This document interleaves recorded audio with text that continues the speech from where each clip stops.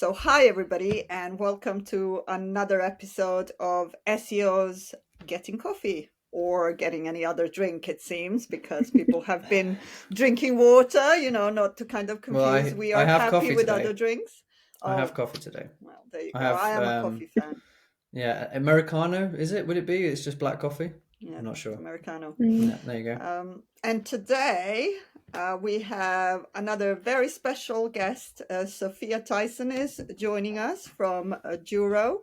I'm going to let Sofia introduce herself, but today we're going to be talking about a topic close to all of our hearts, which is cross-departmental collaborations and how they can make us all better SEOs and better marketers and I think better employees as well, ultimately. So, Sofia, do you want to introduce yourself? Yeah, sure. So I'm Sophia and I am currently the SEO content editor at a startup called Juro. It's like a contract management platform for in-house lawyers and other teams.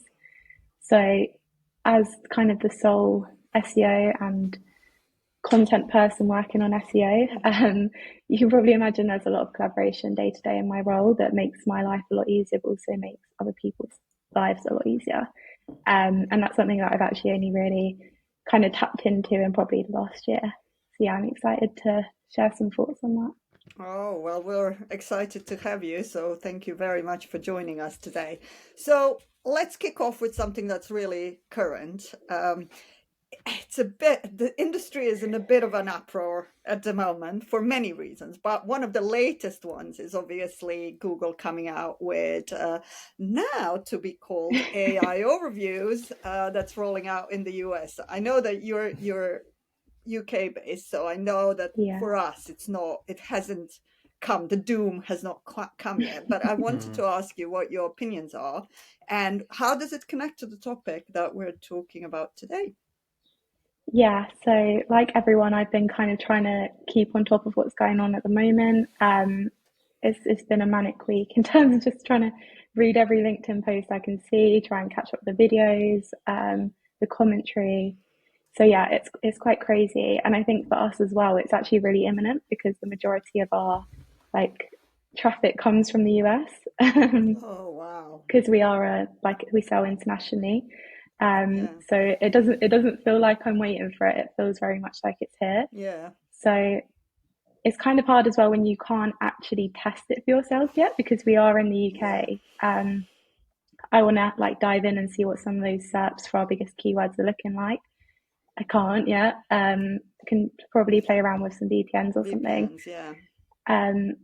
But it's very tricky, and I think there's so much unknown, which especially in terms of like attribution, like how much traffic are we going to lose in terms of clicks? Where will those clicks be lost? Will they be across our like main predictable MQL driven money pages, or will they be perhaps for more informational queries that we have more low intent traffic from? And I think it ties in neatly with what we're going to talk about today because there's so much managing up that needs to happen when something like this comes in. You have to kind of manage those expectations of people in your team because otherwise they're going to see like a drop in traffic when the things that you're doing are working. And obviously a drop in traffic can quickly result in a drop in leads as well, depending on the pages that you lose that traffic on. So I think it's a very interesting conversation trying to explain something to people where you don't know that much about it yet because nobody really knows that much about it yet. I think that's probably the most difficult thing. I'm trying to find out everything I can so I can have these informed conversations internally. But the information's not all there yet. Yeah, exactly, because we Yeah. don't know for sure yet. Even in the US, they've just rolled it out. So Mm-hmm. I completely agree. I mean, one of the things, this is what when I was thinking about today's podcast, I thought, yeah, that connects in terms of the kind of the communication piece. It also connects in terms of potentially if there is going to be an impact on traffic, working cross-departmentally is going to be really important as well to subsidize that loss in traffic with maybe other teams, with the general marketing team, with the social team, with the paid team, So if you don't have those in place already, And if you haven't started thinking about that collaboration, it's going to be much harder now, because you're going to be um, you're going to be reacting rather than proactively building them, which is Yeah. never good. You won't be planning it. You'll be like quickly, oh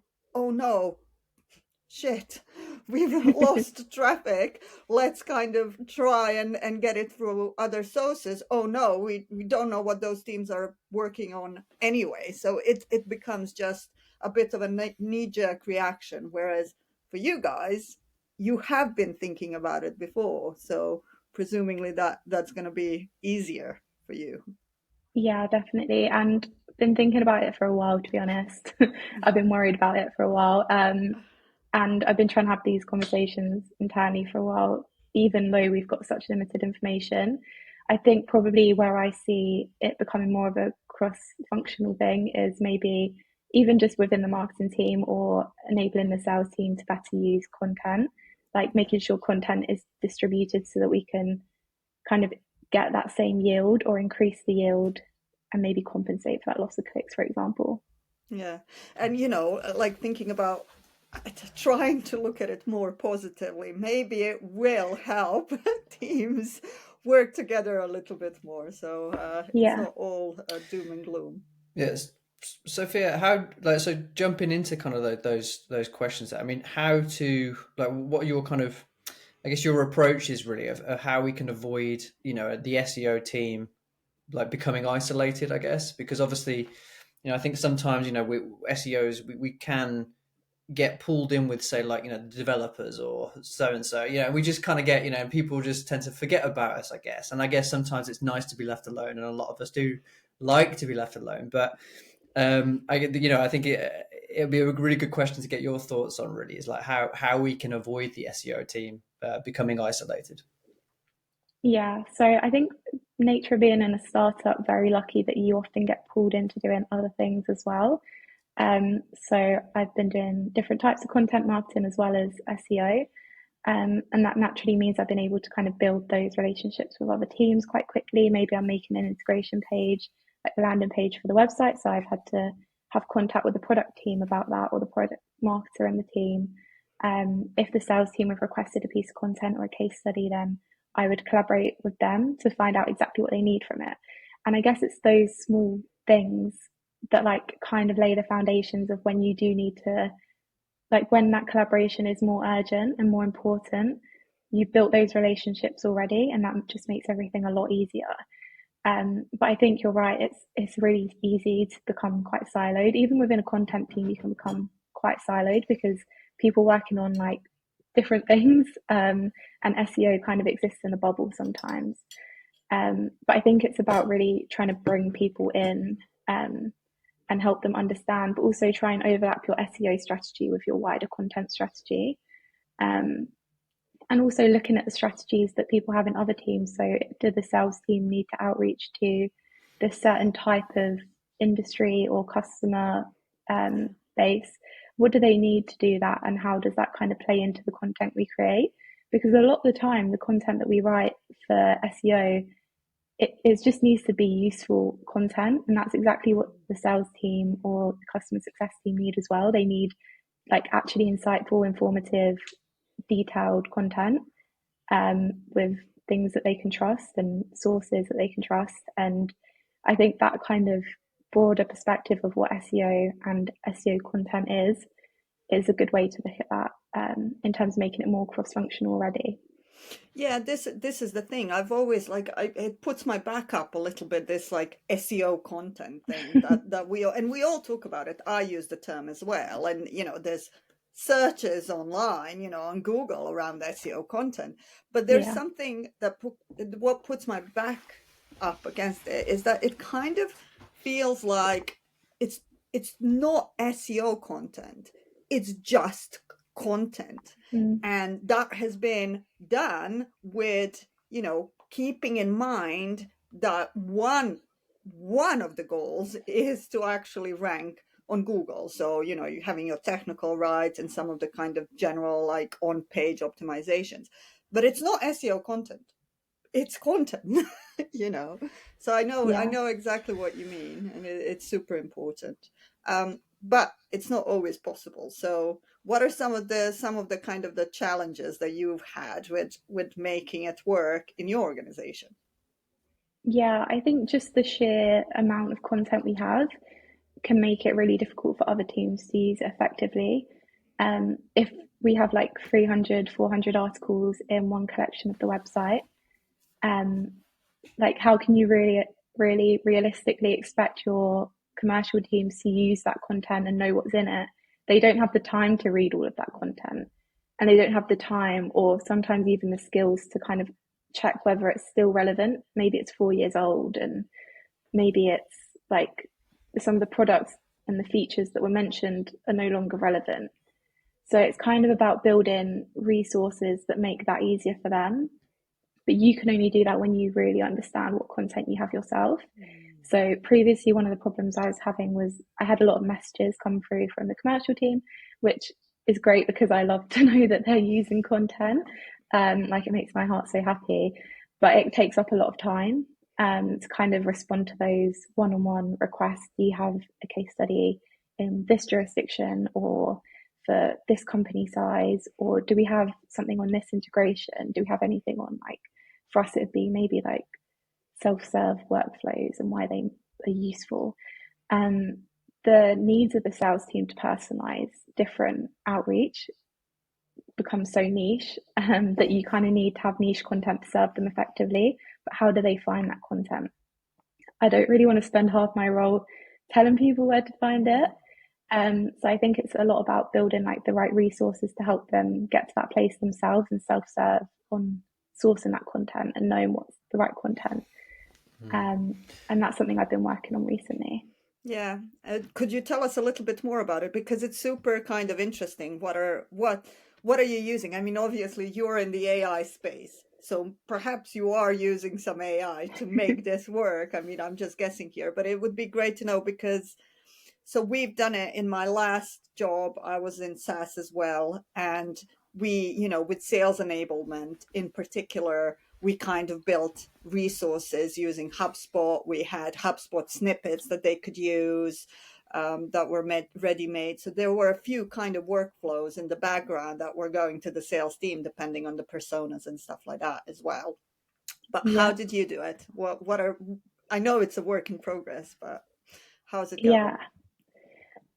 So actually, unfortunately, no AI. It was very manual for me to create it, but it's worth it. I believe that the time invested in doing that in the first instance will save me time in the future. Yeah.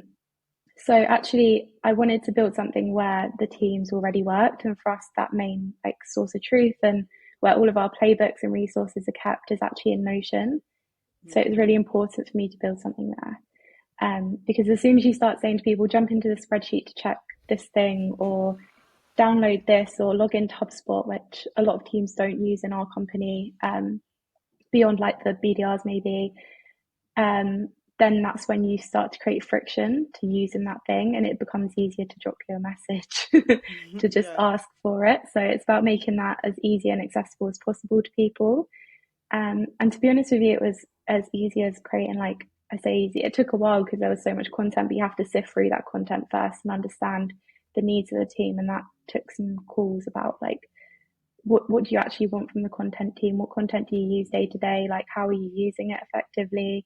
What are the clear gaps that you can see? So that was like the discovery process. That's brilliant. And to be honest, you do that a lot just to do a content plan or just to like inform an SEO plan, because there's only so much you can do with keyword tools. And I think there's only so much you can do when you're in quite a niche space as well, and you really need to rely on that internal knowledge. So we had those discovery calls. It was, again, as simple as having like half an hour call with each member of the sales team, and then kind of compiling all of that information, prioritizing it and things like that. So we use that to create a content plan, which again lives in Notion. They have oversight into it, and that like cuts into like sales enablement content, but it also cuts into SEO content. And yes, that's the first part. And the second part is just a really big database, but separated into smaller sections and components to help people find the right content at the right time. So I'm trying to think of some examples of what headings would be. I think one of the headings in this page in Notion would be, I want to find information about this integration, or I want to share information about this integration. And then what you'll find below that heading is a kind of just a table in Notion, like a database that can be filtered and moved and things like that. And it will just have all of our integration content. Brilliant. And maybe it will have like filters like this is a CRM, this is a HR system, things like that. Oh, So yeah, that's one brilliant. example. That's brilliant. And it doesn't, as you say, it's not, once you've kind of spoke, the really important piece is the speaking to the teams to find out what they need. And you're right, it doesn't just help them, it helps you, because on the other side you think, oh, that's interesting, I don't have that in my content calendar, so maybe that's what we should be adding, because search has changed so much. I mean, these days it's not about keywords, so it's a brilliant approach. I think the accessibility as well of that, it sounds, I think that's like a really important point as well, is that I think sometimes, as SEOs, and depending on the type of SEO that you're working on, but a lot of the time we are working on, say, technical things, or, and I think sometimes, we do get into these kind of, isolated bubbles, I guess, that where you're often kind of working with things, then you kind of forget that actually other people across your team might not be working on or might not be familiar with certain things. So I think obviously, like you were saying about, just pop into the spreadsheet, or just pop into HubSpot or so. There's a lot of people that obviously just don't use those in their day to day. And, sometimes as marketers and sometimes as SEOs, and we kind of tend sometimes to forget that. And it's like, actually, it's making sure that, your content internally can be found and it's accessible as well to people that are just, that don't have the same skills, and, they don't have the kind of, the access to get kind of, to get that information. So I think that's really interesting and good point. Not really a question there. It's more, just a comment about the accessibility side, I guess. So. Yeah, I found that useful as well, and it's one of the postulates of anything. Go where your audience is, isn't it? Yeah.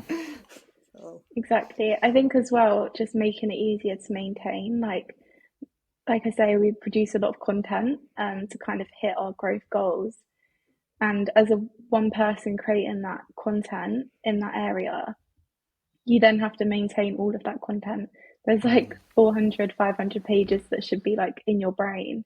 So having like one go-to resource where you publish something new or you update something, or you realize something's getting dated, but it still needs to be on the website because it serves perhaps a different purpose, you can go in there and you can really quickly change it. You can't have that control when people have started to create their own spreadsheets or their own like lists and their notes and things like that.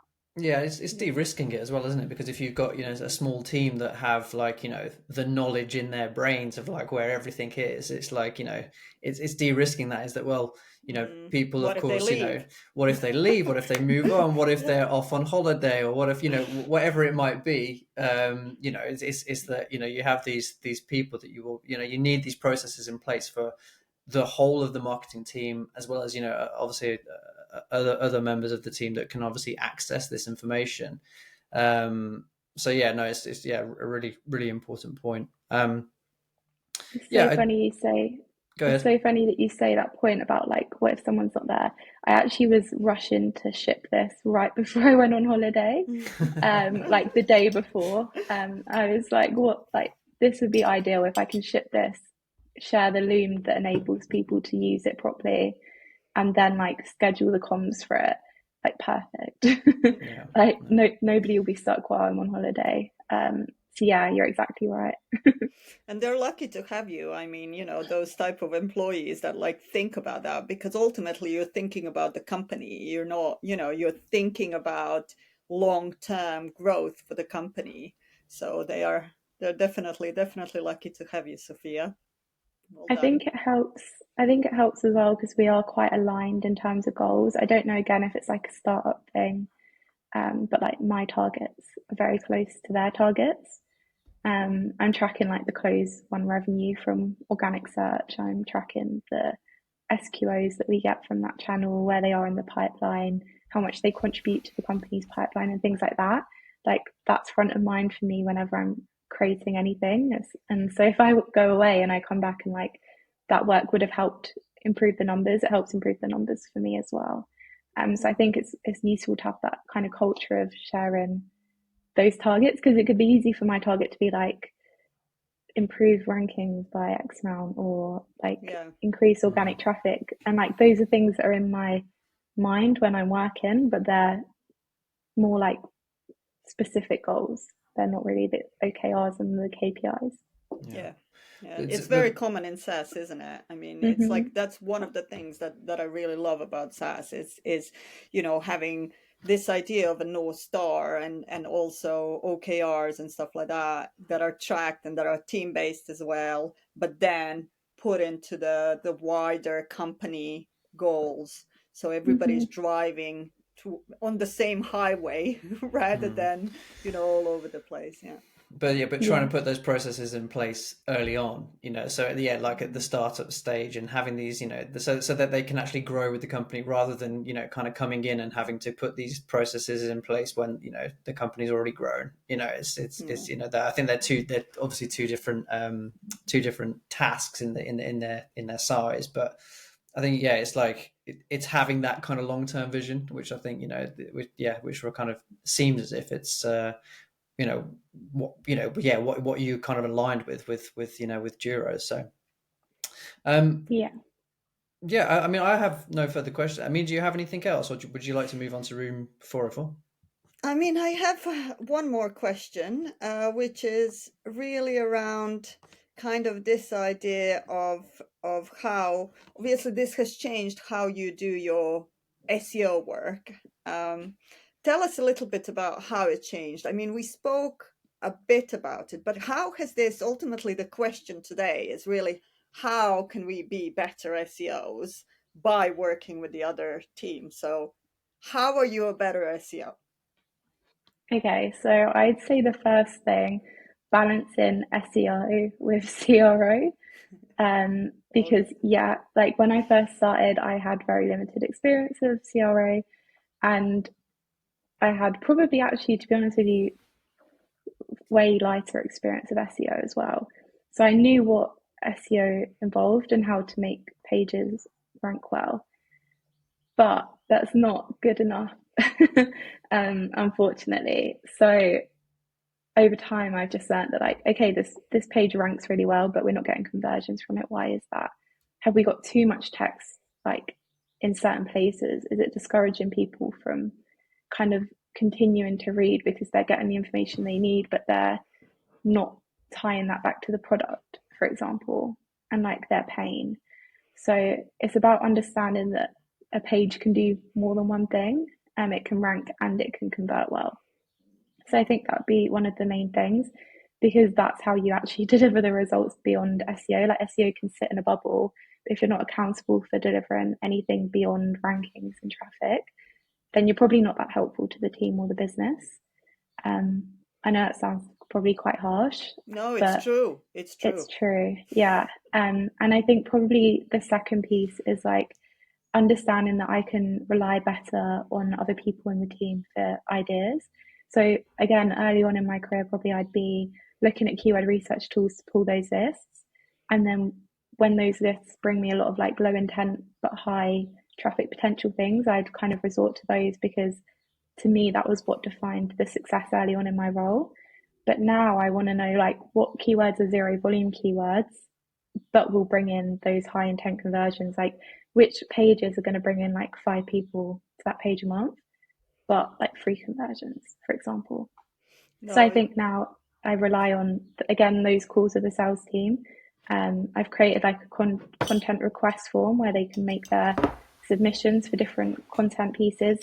They have to justify, obviously, why they want it, because otherwise we'd have loads of content to create. But it might be something like, I've had X amount of prospects on calls recently asking me about how we integrate with this integration. So yeah, it's just things like that. And then that is actually where you find a lot of untapped potential for your keyword strategy as well.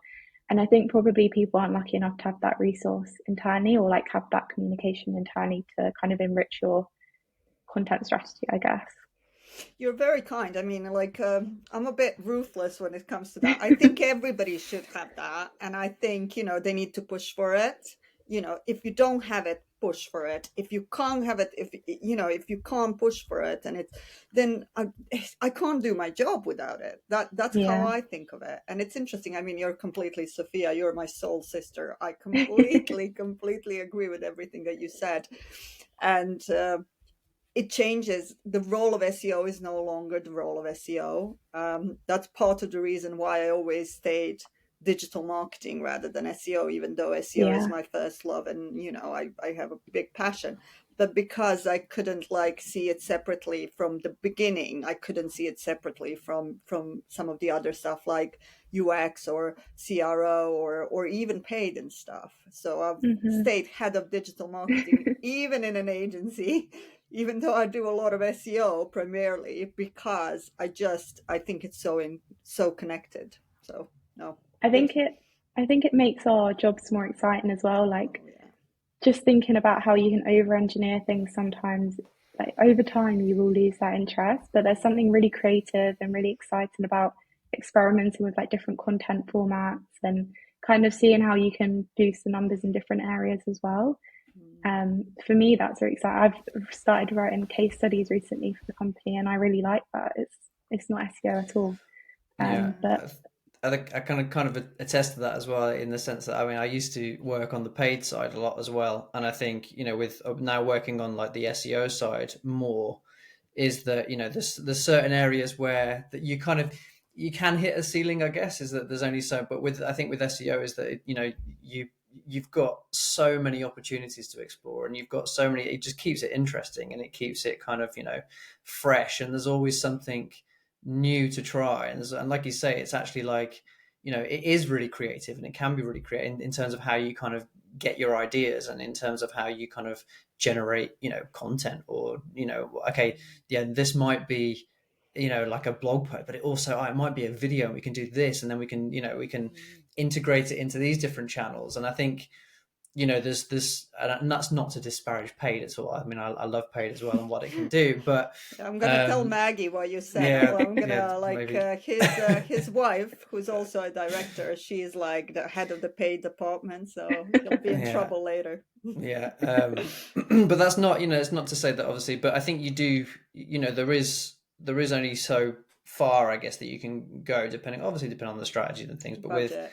yeah, but with SEO, I think you can really have a lot of freedom, even with like small budgets, and even with, um, just being able to experiment. Really, I think that's what keeps it exciting.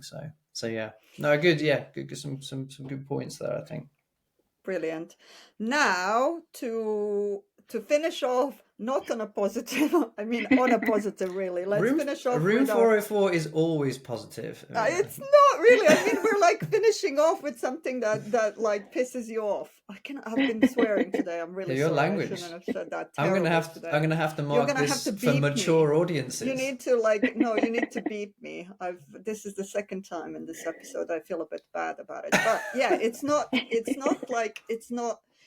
not positive to be talking about something that, but we do like to finish with it. So room 404 is when we banish something. It should be room 410, but we banish something into never to be seen again, something that has annoyed you. That's the good word. Annoyed you this week, or in general annoys you. Give us your room 404, Sophia. yeah, so I think probably if you ask me different weeks, it will change.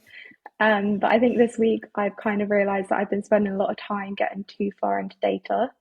Um, yeah, The so rabbit in hole.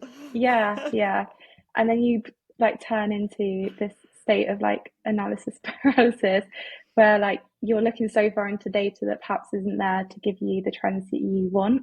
And I think it ties in neatly with what's going on right now, because there's so much change in that, like, you can look in that data and you might not find exactly what you expect to find. You might not find anything that makes sense yet. Um, I think sometimes it's easy to kind of fall into that trap, and then when you're the person also executing, you lose all of that time that could have been spent executing and implementing things that could kind of change the numbers. But instead, you spend so much time bogged down looking at them. that's something that I want to get better at, and probably kind of keep focusing on in the weeks to come as well, because it can be really easy when you look at the numbers so often. Like, I'm the type of person that will check the targets 6-7 times a day to see if they've ticked up. So it is a problem. Yeah.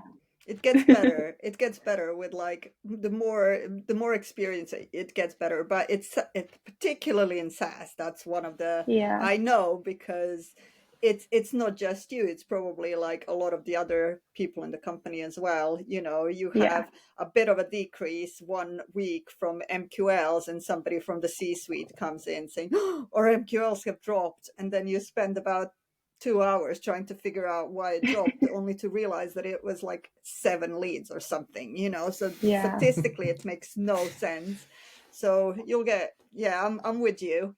I would like that in a 404 as well, please. But then this is why it's a 404, is because you can put it in there, but then we've always got the option to kind of, you know, redirect it out of there, right? So, you know, as things improve, or, you know, whatever, you know, so yeah. But yeah, that we'll that have can you go on again, Sophia. In a few years we'll have you on again. I mean, you can come whenever you want, but we can pencil it in now, in a few years, just to review this 404 entry that you've just done. And see if I change my mind. That's good. Is there anything else that you want to say to our listeners, Sophia? I mean, obviously we're going to be sharing Sophia's where can we find you on social? Website, all of that. Yeah, so I'm mostly on LinkedIn. I don't post as much as I should. I will get better. This is me marking that commitment. But yeah, I don't really use Twitter. But I'm Sofia Tyson on LinkedIn. And then also, if you just want to read some of our content, you can go to Juro.com. And that's actually a good point. Actually, we did mention I've actually used Juro at one point as a platform that was used for a consulting contract, and it was all through Juro, and it was a pleasant experience. So there's a little endorsement of Juro. So if you haven't, please do go and check it out.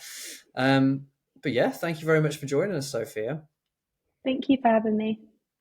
Yeah, and thank you to everybody else for listening. And it was a pleasure having a coffee. We haven't seen the mugs. Come on, let's see the mugs. Finishing off with the mugs. I'm finished now. My Americano's gone. I have been having a wonderful iced coffee because it's nice and sunny here. You're so Brighton. Look at you, so Brighton, drinking out of a jar. That's it's not a jar. Emina, that's just so 2010. It's not. Come on. Well, I am old. You know, everything is like 2010. Anyhow, on that note, thanks everybody for listening. Thanks, Sophia, for coming. Thanks, everyone. See you next time. Yeah, see you next time. Thank you. Bye.